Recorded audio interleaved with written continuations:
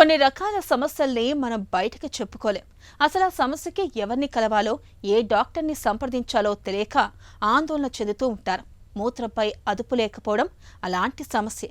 తెలియకుండానే మూత్రం చుక్కలు చుక్కలుగా కారిపోవడం అనేది మహిళల్లోనూ, వృద్ధుల్లోనూ ఎక్కువగా కనిపిస్తూ ఉంటుంది.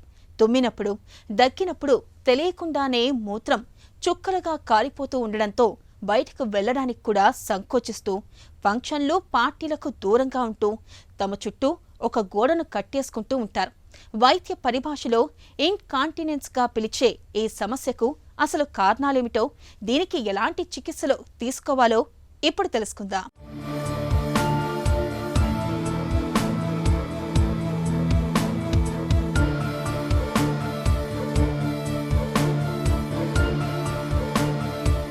కుళాయిని సరిగ్గా కట్టేయనప్పుడు నీటి చుక్కలు ఒక్కొక్కటిగా కిందకు రాలటం మనం చాలా సందర్భాల్లో గమనించే ఉంటాం. మరి ఇలాంటి పరిస్థితే మన శరీరంలో ఎదురైతే, తుమ్మినప్పుడు, దగ్గినప్పుడు తెలియకుండానే మూత్రం చుక్కలుగా కారిపోతుంటే నిజంగా రంపపుకోతే. ఎవ్వరికీ చెప్పుకోలేక, ఏ డాక్టర్ని కలవాలో తెలియక ఆత్మన్యూనతతో కుంగిపోతుంటారు చాలామంది. బయటకు వెళ్లడాన్ని కూడా సంకోచిస్తూ, ఫంక్షన్లు, పార్టీలకు కూడా దూరంగా ఉంటూ తమ చుట్టూ ఒక గోడను కట్టేసుకుంటూ ఉంటారు. అసలేమిటి సమస్య? మూత్రంపై అదుపు ఎందుకు తప్పుతుంది? కారణాలను వివరిస్తున్నారు డాక్టర్.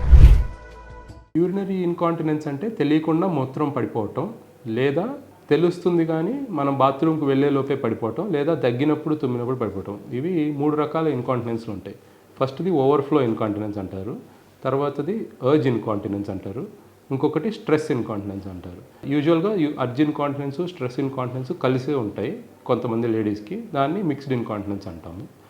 ఓవర్ఫ్లో ఇన్కాంటినెన్స్ అనేది ఎక్కువ నరాల సమస్యలు ఉన్న వాళ్ళలో, ఇంకా వాళ్ళకి సెన్సేషన్ అంటే మనకి యూరిన్ వస్తుంది అనే ఆ సెన్సేషనే లేకపోవటం వల్ల స్పైన్ ఇంజరీస్లో కానీ, లేకపోతే బ్రెయిన్ స్ట్రోక్స్లో కానీ ఎక్కువగా చూస్తూ ఉంటాం అన్నమాట. సో వీటిని డిఫరెన్షియేట్ చేయడానికి, అంటే ఒకదాన్ని నుంచి ఒకదాన్ని వేరు చేసి చూడటానికి మనకి కొన్ని టెస్టులు పనికొస్తాయి.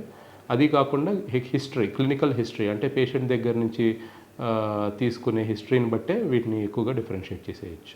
ఓవర్ఫ్లో ఇన్కాంటినెన్స్కి కారణం ఏంటంటే నరాల సమస్యలు అనమాట. స్పైన్లో ప్రాబ్లమ్స్ కానీ, బ్రెయిన్లో ప్రాబ్లమ్స్ కానీ, లేదంటే ఒక్కొక్కసారి మరీ అన్కంట్రోల్డ్ షుగర్ చాలా సంవత్సరాల నుంచి ఉండటం వల్ల బ్లాడర్కి ఏవైతే నరాలు వస్తాయో వాటి పనితీరు తగ్గిపోవటం వల్ల పేషెంట్కి సెన్సేషన్ తెలియదు. అంటే బ్లాడర్ ఫిల్ అవుతూ ఉంటుంది కానీ యూరిన్కి వెళ్ళాలి అనే సెన్సేషన్ తెలియదు అనమాట. అప్పుడు తెలియనప్పుడు ఏమవుతుందంటే బ్లాడర్ ఫిల్ అయ్యి ఇంకా ఒక కెపాసిటీ మించిపోయిన తర్వాత బొట్లుగా యూరిన్ లీక్ అవుతూ ఉంటుంది. సో అట్లాంటప్పుడు దానికి ఫస్ట్ చేయాల్సింది ఏంటంటే యూరినరీ క్యాథటరైజేషన్ అంటాం. కెథటర్ వేసుకోవడం అనేది ఫస్ట్ చేయాల్సిన పని దానిలో. తర్వాత ఈ అర్జ్ ఇన్కాంటినెన్స్ రావడానికి కారణాలు కూడా నరాల సమస్యలు అవి ఉండొచ్చు, లేదా యూరిన్లో ఇన్ఫెక్షన్ ఉండొచ్చు, లేదా ఆ మజిల్ వీక్నెస్ అంటాం. అక్కడ ఏదైతే పెరినియల్ మజిల్స్ ఉంటాయో యూరినరీ ఇన్కాంటినెన్స్కి కారణమవుతాయి, అవి వీక్ అవటం వల్ల. స్ట్రెస్ కూడా ఆ పెరినియల్ మజిల్స్ వీక్ అవటం, డెలివరీస్లో కానీ, ఇంకా రకరకాల కారణాల వల్ల, వయసు పెరగటం వల్ల కానీ ఆ మజిల్స్ ఏవైతే వీక్ అవుతాయో వాటి వల్ల ఈ స్ట్రెస్ ఇన్కాంటినెన్స్ అనేది కూడా వస్తుంది. తెలియకుండానే అసంకల్పితంగా మూత్రం చుక్కలుగా కారిపోవడం, తుమ్మినప్పుడు, దగ్గినప్పుడు, గట్టిగా నవ్వినప్పుడు మూత్రం బట్టల్లో పడిపోవడం, బాత్రూంకి వెళ్లేలోపే మూత్ర విసర్జన జరిగిపోవడం, ఈ సమస్యలు మన వ్యక్తిగత, సామాజిక జీవితాన్ని చాలా తీవ్రంగా ప్రభావితం చేస్తాయి. తరచూ మూత్రనాళ ఇన్ఫెక్షన్లకు గురవుతున్నప్పుడు, నీరు తక్కువగా తాగే అలవాటు ఉన్నప్పుడు, కాఫీ, టీ, మద్యం వంటి వాటిని మితిమీరి తీసుకుంటున్నప్పుడు, నరాల జబ్బులతో బాధపడుతున్నప్పుడు, అధిక బరువు ఉన్నప్పుడు, ఎక్కువ కాన్పులు జరిగినప్పుడు మూత్రాశయ కండరాలు బలహీనమవుతుంటాయి. ఇలాంటప్పుడు మూత్రాశయానికి మూత్రాన్ని నిలుపుకునే శక్తి తగ్గుతుంది. ఫలితంగా మూత్రంపై అదుపు తప్పి లీకేజీ సమస్య మొదలవుతుంటుంది. ఇన్కాంటినెన్స్ విషయంలో ఇన్వెస్టిగేషన్స్ అంటే ఫస్ట్ ఏ రకమైన ఇన్కాంటినెన్సో చూసుకోవాలి. ఓవర్ఫ్లో ఇన్కాంటినెన్స్ అనుకున్నప్పుడు స్కాన్ చేస్తే తెలిసిపోతుంది కాబట్టి వెంటనే కెథటర్ వేస్తాము. తర్వాత నరాల సమస్యలు ఏంటి, వాటికి ట్రీట్మెంట్ ఏంటనేది నరాలకు సంబంధించిన డాక్టర్ గారు చూస్తారు. వాటి ట్రీట్మెంటే దీనికి కూడా ట్రీట్మెంట్ అవుతుంది. సో ఈ అర్జ్ ఇన్కాంటినెన్స్ అనేది యూరిన్ ఇన్ఫెక్షన్ వల్ల రావచ్చు కాబట్టి first urine test, normal urine test చేస్తాము. తర్వాత యూరిన్ కల్చర్ చేస్తాము. దాన్ని బట్టి వచ్చిన రిజల్ట్స్ని బట్టి మనం యాంటీబయాటిక్స్ ఇవ్వటం కానీ, ఇన్ఫెక్షన్ ఉంటే చేయాల్సి ఉంటుంది. కొంతమందిలో ఓవర్ యాక్టివ్ బ్లాడర్, అంటే ఈ నరాల సమస్య వల్లే వస్తుంది. ఇది కూడా ఈ షుగర్ ఉన్న పేషెంట్స్లో కానీ, లేదంటే ఇంకా రకరకాల నరాల సమస్యలు ఉన్న పేషెంట్స్లో కూడా ఓవర్ యాక్టివ్ బ్లాడర్ రావచ్చు. దానికి మనం టెస్ట్ యూరోడైనమిక్స్ అనే టెస్ట్ ఉంటుంది. ఒక్కొక్కసారి ఏమవుతుందంటే ఈ లీక్ అయినప్పుడు బ్లాడర్లో ప్రెషర్స్ కూడా పెరిగి కిడ్నీలో వాపు రావడం కూడా జరుగుతుంది అనమాట.